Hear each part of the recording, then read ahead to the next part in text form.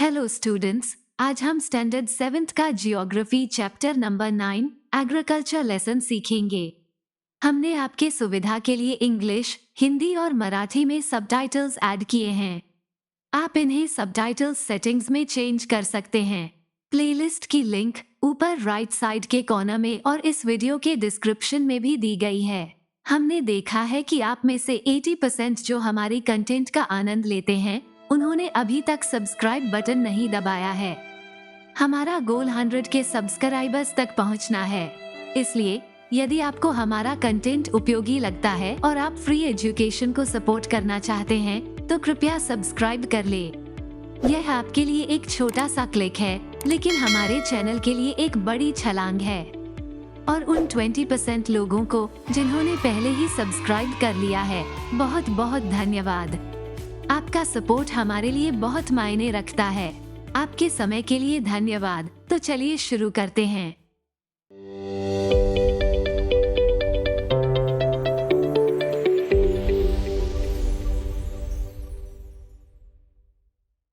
Picture में क्या दिख रहा है? ऊपर दिखाए गए पिक्चर में हमें खेती, हल आदि दिखाई दे रहे हैं। इससे ये साफ हो जाता है कि यह एक फार्मर का घर है। एक फार्मर मुर्गियां, भेड़, बकरियां और कैटल्स पालता है। पिक्चर में वह भी नजर आ रहे हैं। उनसे मिल्क, एग्स आदि मिलते हैं। वो पैसे कमाने के लिए मुर्गियां, बकरियां बेचता है। ये सब वो अपनी जिंदगी के लिए करता है। ये सभी ऑक्यूपेशन नेचुरल फैक्टर्स पर आधारित हैं। ये सभी एग्रीकल्चर के अंडर आते हैं। खाना और कपड़े की अपनी बेसिक जरूरतों के लिए हम पौधे और जानवरों का इस्तेमाल करते हैं।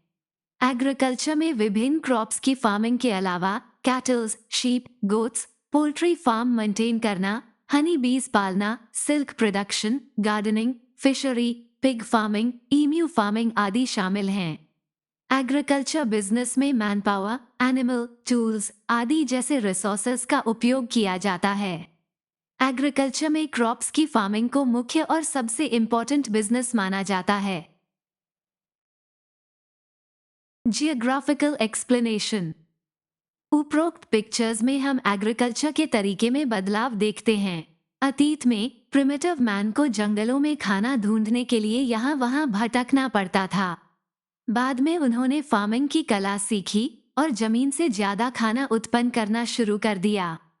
इसके माध्यम से वो पूरे साल की खाने की जरूरत को पूरा कर सकते थे। उन्होंने फ्लावर्स की farming, gardening, animal rearing, fishery आदि के जरिए कई प्रोडक्ट्स प्राप्त करना शुरू कर दिया। नोमैडिक लाइफ को छोड़कर उन्होंने एक ही जगह पर एग्रीकल्चर से रिलेटेड अलग अलग ऑक्यूपेशंस को अपना लिया। आइए अब हम एग्रीकल्चर के स्कोप में आने वाले तरह तरह ऑक्यूपेशंस से वाकिफ होते हैं। इन ऑक्यूपेशंस के प्रोडक्ट्स का यूज हम अपने रोज के जीवन में यूज करते हैं।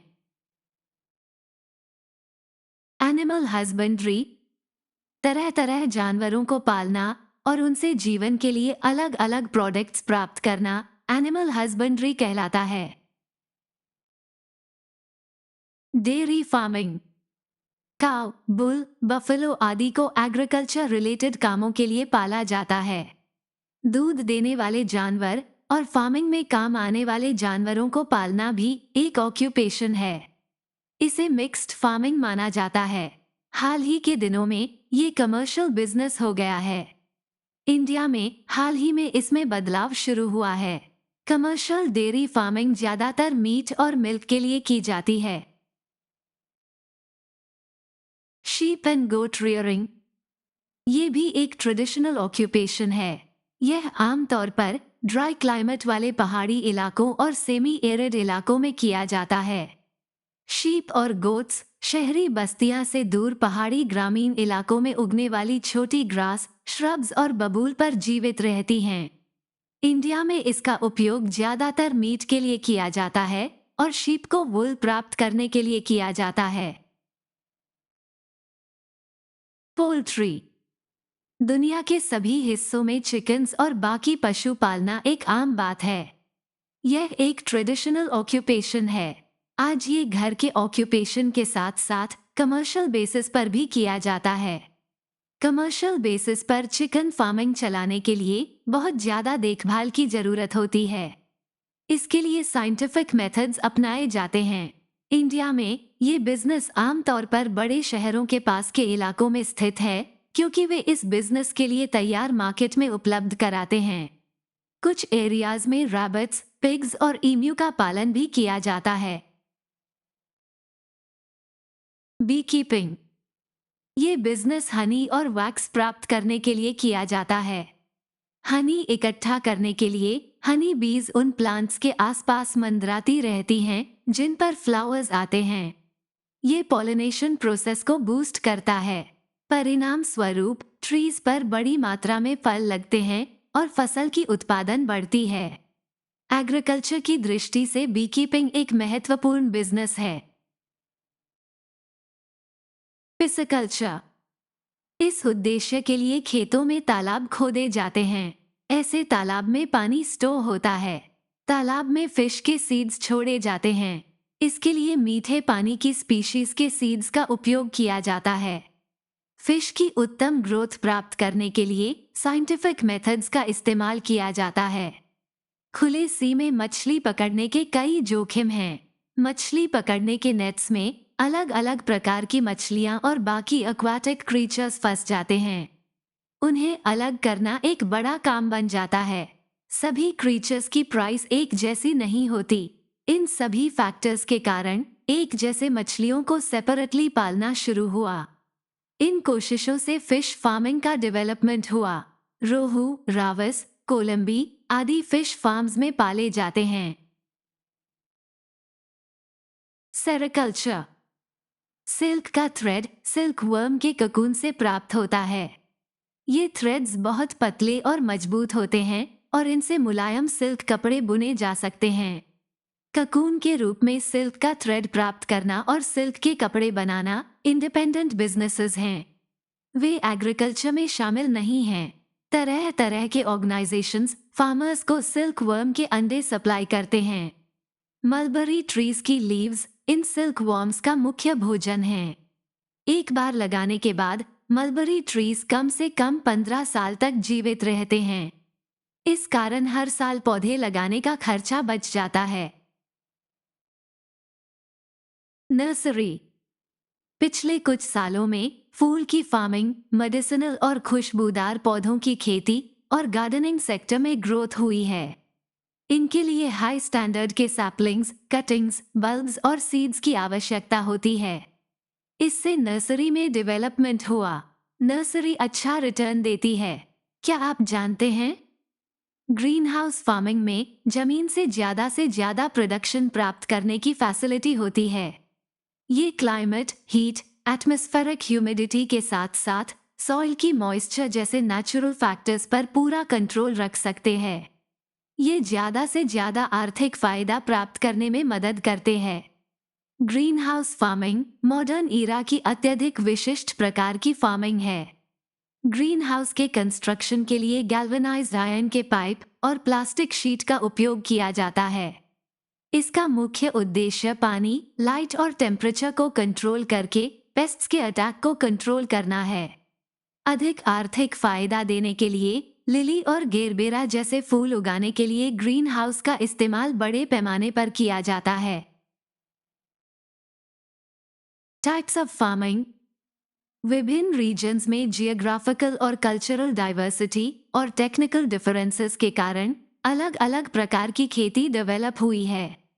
फार्मिंग के प्रकार, फार्मिंग के तरीकों का उद्देश्य और प्रयोजन, फार्मिंग की जाने वाली फसलें, यूज की जाने वाली टेक्निक्स, जमीन का उपयोग आदि पर डिपेंड करता है। सबसिस्टेंस फार्मिंग, ट्रेडिशनल फार्मिंग में इंटेंसिव फार्मिंग और शिफ्टिंग फार्मिंग दो प्रकार हैं। इंटेंसिव फार्मिंग एक ही फार्म में सालों तक की जाती है। शिफ्टिंग फार्मिंग में हर साल फार्मिंग के लिए एक नया इलाका चुना जाता है। एक विशिष्ट अवधि के बाद पुराने इलाके का उपयोग फिर से फार्मिंग के लिए किया जाता है। इंटेंसिव फार्मिंग, कम से कम एरिया से ज्यादा प्रोडक्शन प्राप्त करना इंटेंसिव फार्मिंग की स्पेशलिटी है। बड़ी पॉपुलेशन या लैंड की लिमिटेड उपलब्धता के कारण हर व्यक्ति की खेती छोटी है। इस टाइप की फार्मिंग ज्यादातर डेवलपिंग इलाकों में देखी जाती है। एग्रीकल्चर प्रोडक्शन सिर्फ परिवार की जरूरतों के लिए ही काफी होता है।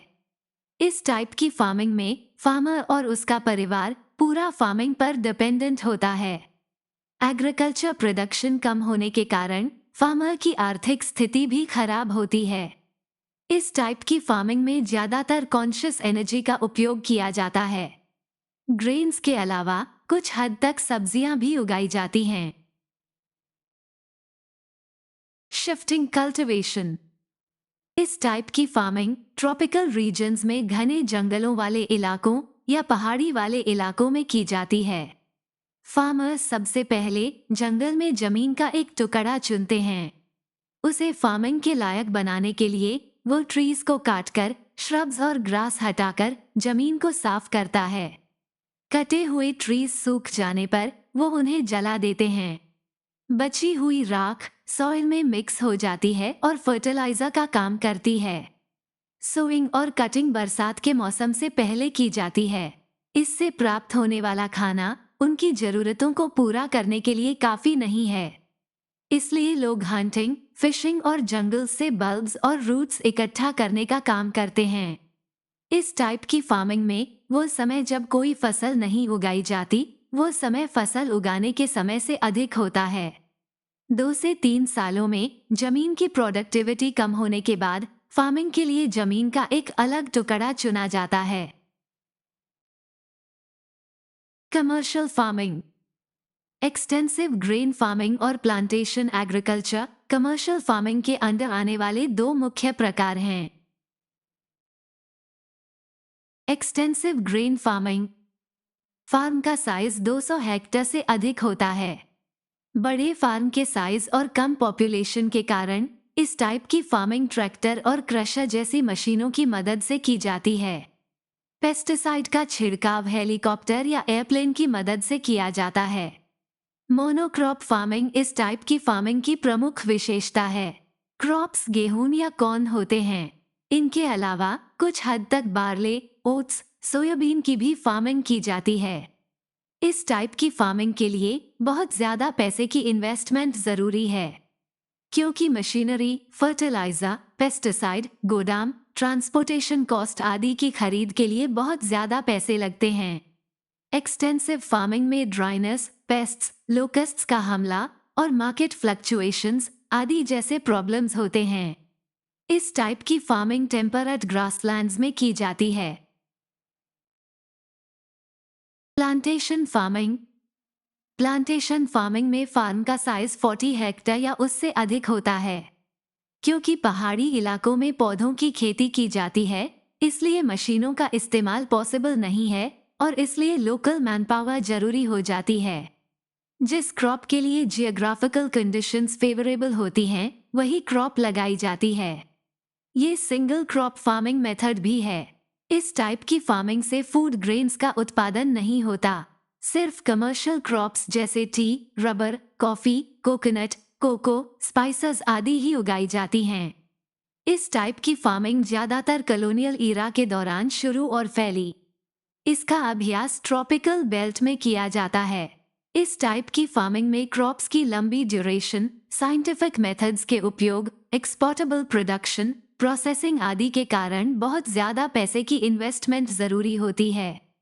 Climate, manpower, environmental degradation, economic और मैनेजरियल प्रॉब्लम्स इस टाइप की फार्मिंग के सामने आने वाले मुख्य इश्यूज हैं। इस टाइप की फार्मिंग इंडिया और बाकी south Asian countries, Africa, south और सेंट्रल अमेरिका आदि में की जाती है। Market gardening. मार्केट गार्डनिंग आज के समय में डेवलप एक प्रकार की फार्मिंग है। यह मुख्य रूप से अर्बनाइजेशन और अर्बन सेंटर्स में उपलब्ध मार्केट्स के परिणाम स्वरूप डेवलप्ड हुआ है। शहर में रहने वाले लोगों की डिमांड्स को पूरा करने के लिए फार्मर अर्बन सेंटर्स के आसपास सब्जियों और बाकी आइटम्स की फार्मिंग करते हैं। इस टाइप की फार्मिंग इकोनॉमिक्स के प्रिंसिपल्स डिमांड और सप्लाई पर काम करती है। फार्मिंग एरिया छोटी होती है। इरिगेशन, ऑर्गेनिक और केमिकल फर्टिलाइजर का यूज, लो इन्वेस्टमेंट, मैनपावर का यूज, मार्केट्स की डिमांड, साइंस और टेक्नोलॉजी का इस्तेमाल आदि मार्केट गार्डनिंग की विशेषताएं हैं। यह अच्छे ट्रांसपोर्टेशन नेटवर्क पर निर्भर है। प्रोडक्ट की क्वालिटी और प्राइस तेज ट्रांसपोर्टेशन द्वारा निर्धारित होती है। इसलिए इस टाइप की फार्मिंग को ट्रक फार्मिंग के रूप में भी जाना जाता है। Horticulture, floriculture. फ्लावर्स और फ्रूट्स की फार्मिंग मार्केट गार्डनिंग का एक सब टाइप है। फ्रूट्स और फ्लावर्स इस टाइप की फार्मिंग के मेन प्रोडक्ट्स हैं। इस टाइप की फार्मिंग में मॉडर्न के साथ साथ ट्रेडिशनल मेथड्स का भी यूज किया जाता है। फार्म्स का साइज छोटा होता है और हर प्लांट की अच्छी तरह से देखभाल की जाती है। हाल ही के दिनों में ज्यादा प्रॉफिट प्राप्त करने के लिए irrigation, chemical fertiliser, greenhouses आदि का यूज किया जा रहा है। गार्डनिंग के main products lily, gerbera, tulip, dahlia, chrysanthemum, marigold आदि फ्लावर्स हैं। इनकी मार्केट में अच्छी कीमत मिलती है। फ्रूट्स की फार्मिंग में mango, custard apple, grapes, bananas, pomegranate, dragon fruit, cherry, oranges, raspberries, strawberry, mulberry आदि जैसे देसी और विदेशी फ्रूट्स की फार्मिंग महाबलेश्वर, पंचगनी, पुणे, नागपुर, जलगांव, नासिक जैसे जगहों पर की जाती है। मेडिटेरेनियन क्लाइमेट वाले देश फ्रांस और इटली गार्डनिंग के लिए फेमस हैं। क्या आप जानते हैं? क्रॉप्स की न्यूट्रिएंट्स की जरूरत सॉइल से पूरी होती है और इसलिए उपयोग किए गए न्यूट्रिएंट्स को फिर से भरना जरूरी है।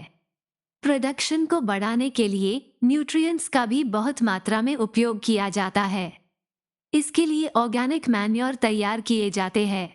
वेस्ट को ग्राउंड में डिस्पर्स कर देना चाहिए। सेसबेनिया या जूट जैसी ग्रासेस को भी मैन्योर बनाने के लिए सॉइल में दबाया जाता है। काउ डंग और कंपोस्ट मैन्योर का इस्तेमाल किया जाता है। वर्म कंपोस्ट ऑर्गेनिक वेस्ट से प्राप्त किया जाता है। जब फार्मिंग सॉइल में मिक्स्ड सभी वेस्ट मटेरियल्स का यूज करके की जाती है तो इसे ऑर्गेनिक फार्मिंग कहा जाता है। पेस्ट्स पर कंट्रोल करने के लिए नीम जैसे ऑर्गेनिक पेस्टिसाइड का यूज किया जा सकता है। ऑर्गेनिक फार्मिंग से प्राप्त क्रॉप हाई क्वालिटी वाले होते हैं। इस टाइप की फार्मिंग में केमिकल फर्टिलाइजर और पेस्टिसाइड का इस्तेमाल नहीं किया जाता है।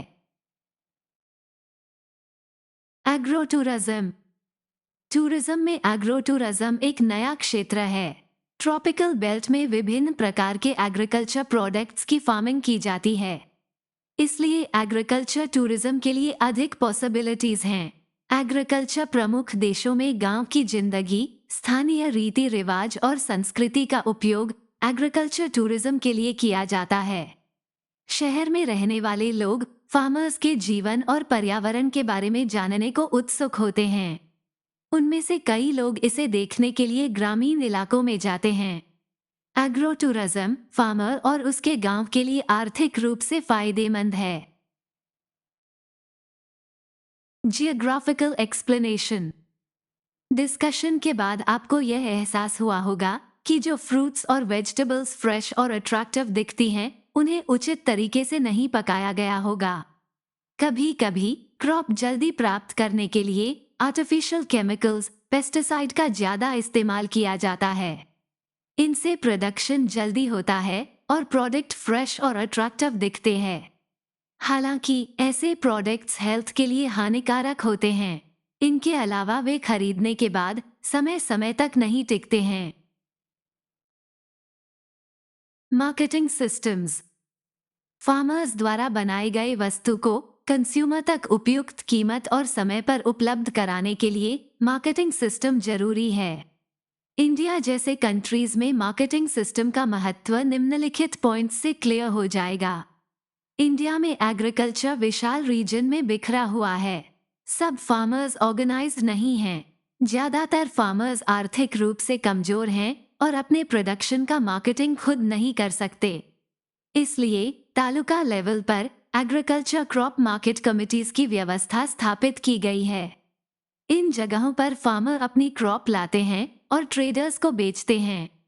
क्योंकि एग्रीकल्चर क्रॉप जल्दी खराब हो जाते हैं, इसलिए इसको बेचने की उपयुक्त व्यवस्था होनी चाहिए। फार्मर ऑर्गेनाइजेशंस, कंज्यूमर कमिटीज आदि इंस्टीट्यूशन इस काम में मदद करते हैं और फार्मर्स को एजेंट्स, मिडलमैन और बाकी लोगों द्वारा शोषण से बचाने की कोशिश करते हैं। कुछ एग्रीकल्चर क्रॉप डायरेक्टली इंडस्ट्रीज द्वारा रॉ मटेरियल के रूप में इस्तेमाल की जाती है।